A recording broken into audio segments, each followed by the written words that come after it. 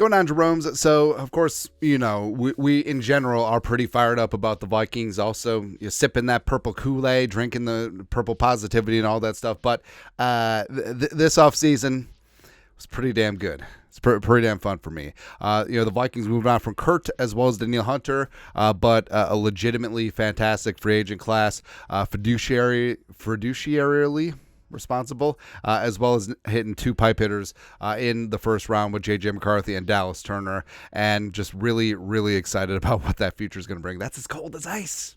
I love it, man. Even though, again, McCarthy just off his first communion is what it is, as well as Diamond Dallas Turner off the edge. Come on, man. Also, just hearing him talk in the press conferences, the kid's legitimately funny. I'm not ready to say that he's Xavier Leggett or Keon Coleman level funny, or even Kyrie Jackson funny, but he's pretty funny, man. That's right. Also, the fact that Kwesi and Kevin O'Connell, now this is officially their team. They've officially turned the page. They've cleared out most of Spielman and Zimmer veterans, and it's their time. It's absolutely their time now. So here are 10 reasons why I'm super fired up about the Minnesota Vikings this year and move forward. Number 1, young stars at key positions. So Justin freaking Jefferson, Jordan Addison. If Puka didn't exist, Jordan Addison would be getting more flowers from his rookie season. You got Hawkinson, you got Darisaw. Ivan Pace Jr. is a budding star in the middle of the Vikings defense. Also, I love the free agent pickups of Grenard and AVG and Cashman outside. How about that? Mekhi Blackman, I think, could be a standout at cornerback. Beasley Metellus played at a Pro Bowl level at safety last year, as well as Diamond Dallas Turner. That's right. So you got young stars and potential future stars at all the key positions, and it's good. It's really good. Where it seems like previous, especially looking at quarterback, right? Sam Darnold's only 26. He could be the bridge quarterback for J.J. McCarthy's only 21. Where you have the highest drafted quarterback in team history. You never drafted one in the top 10 before. And this is not a team that has patchwork players. Like this is not a Gus Frerotte situation. This is not an Archie Manning situation. This is not a Donovan McNabb situation, right?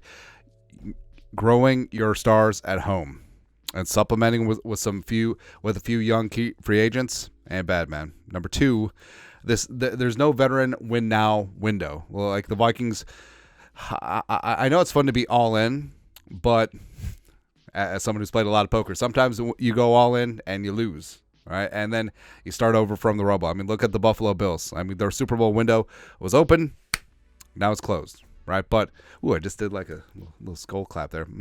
But we've seen it too, like the 09-010 Vikings, veteran-laden team, Super Bowl window closed. 2017 Vikings.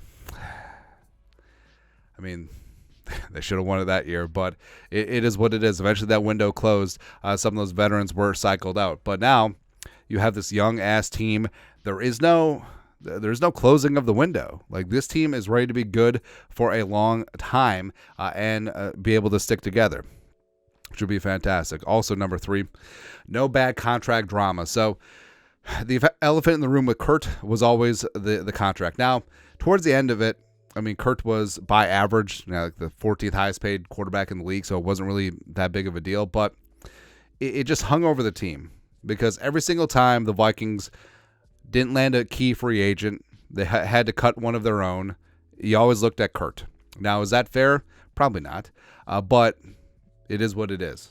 And the fact that the Vikings, they're taking their lumps this year with the dead cap hits from Daniil, as well as Kirk Cousins, as well as Marcus Davenport from the void years, and they're completely clearing the books.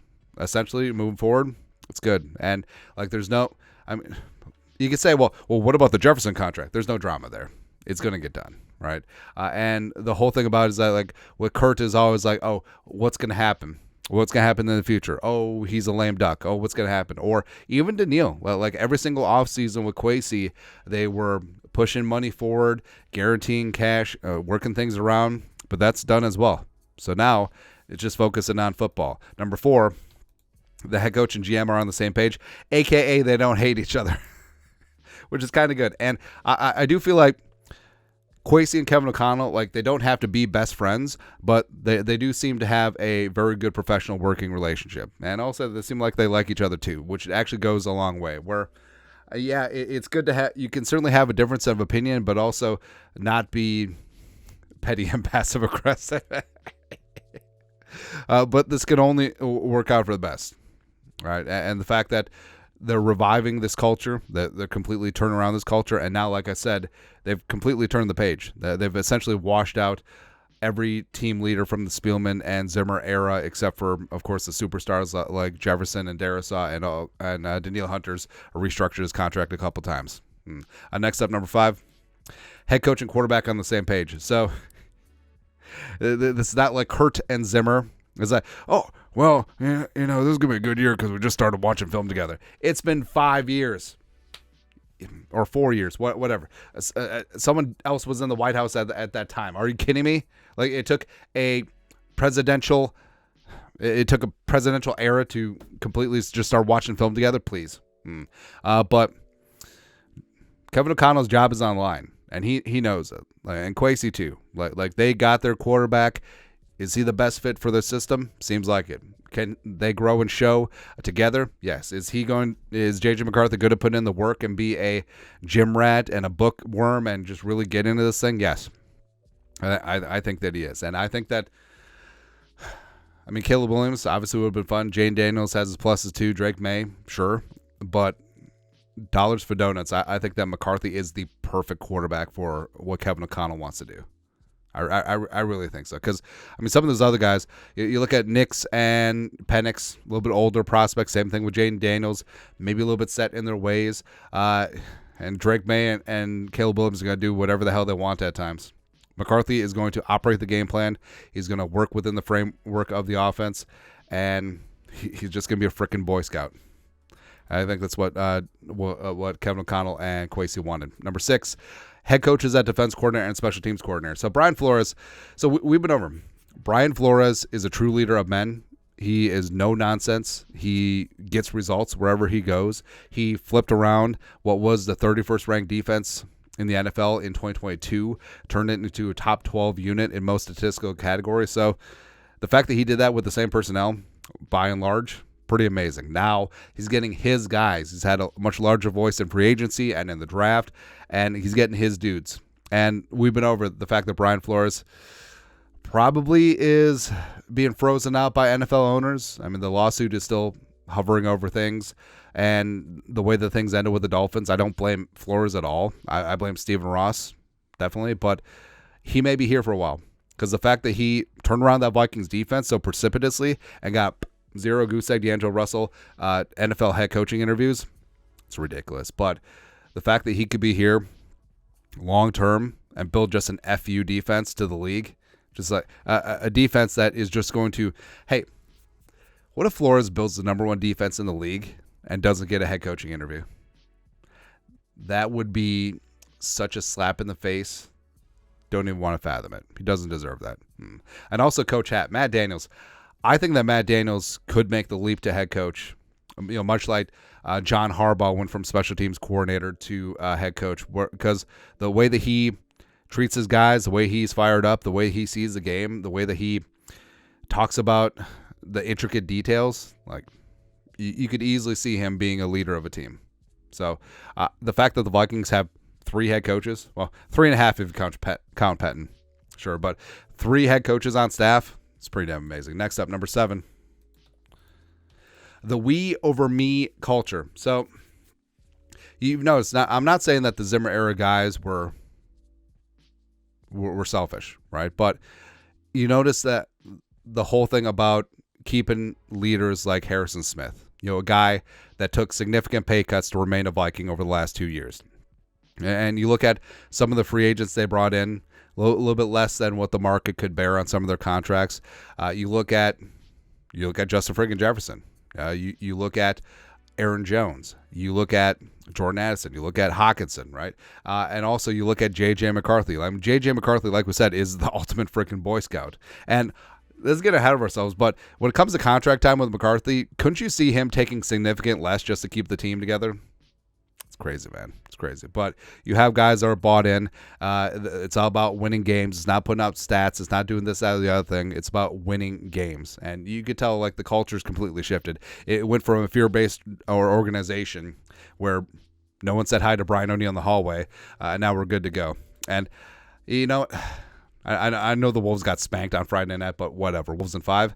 But, you know, the Wolves definitely remade their culture, and the Vikings have done that too. It's been a work in progress with Kwesi and Kevin O'Connell. I think they're finally hitting where they want to be. Number 8, cap space cleared up. So like I said, the Vikings taking their medicine this year. I mean, the cap is a myth, but eventually, like, you do have to pay, right? But also, what's kind of nice, if you keep kicking the can down the road, the value of $1 now is a lot less than the value of $1 in the future. All right, but the whole thing about it is that the Vikings have $100 million plus in cap space in 2025 and beyond. And yeah, some of that is earmarked for Jefferson, some of that is earmarked for Darrisaw, but the Vikings can be players in free agency. And also, wouldn't it be like the best case scenario where J.J. McCarthy is ready to rock and roll, but Darnold hangs on to the job, and then he looks really good and becomes a Pro Bowler and wins a comeback player of the year? And you can either tag him and roll with him, give him a small extension, or tag and trade him. I don't know, man. I don't know. But either way, cap flexibility is going to be a premium going forward. Number 9, no expectations for the season. So I feel like the Vikings are on a stone free roll. And because, I mean, previous seasons, especially like 2018, after the 2017 season, bringing in Kirk Cousins, like, hey, Super Bowl or bust. And then that just went away. But, I mean, there are no expectations for this team. Like, everyone looks at this team and says, oh, well, look at the Lions. Oh, look at the Packers. Oh, the Bears. Oh, the Vikings going to finish last. Over under 6.5 wins, that's stealing. That is stealing. And everything is a free roll because this team is so young, but they also benefit from not knowing what they don't know. And I think that they're going to play fun, fast, free football. This offense could easily be top 10, if not top 5. This defense could easily be top 10, if not top 5. They're going to play fun, fast, aggressive, free football and on both sides. And it's going to be fantastic. It's going to be really, really fun. And lastly, number 10, the future is bright. You know, and this sort of ties into the no veteran win now mode where you have all these young players in these key positions. And this could be the core nucleus of a team that wins for the next 10 years. Whether it's McCarthy, whether it's Justin freaking Jefferson, whether it's Turner, whether it's Pace Jr., whether it's Darrisaw, whether it's Addison. I mean, these guys could legitimately be together for the next decade and win a dozen Jerome Bardys during that time. So, I mean, I'm legitimately trying to think, like, when was the last time I was this excited about a team? Maybe 98? Because, remember, Randy Moss is the first player that I scouted. I just wanted him so bad for Marshall. And, like, 13-year-old me was like, yeah. That's right. That's right, man. But anyways, that's it. Your thoughts are thoughts. Why I'm fired up about the Vikings. Let us know in the comment section below. Subscribe for daily Vikings takes. Want to support the work? Put a little something in the Venmo. But until next time, Skol, production value.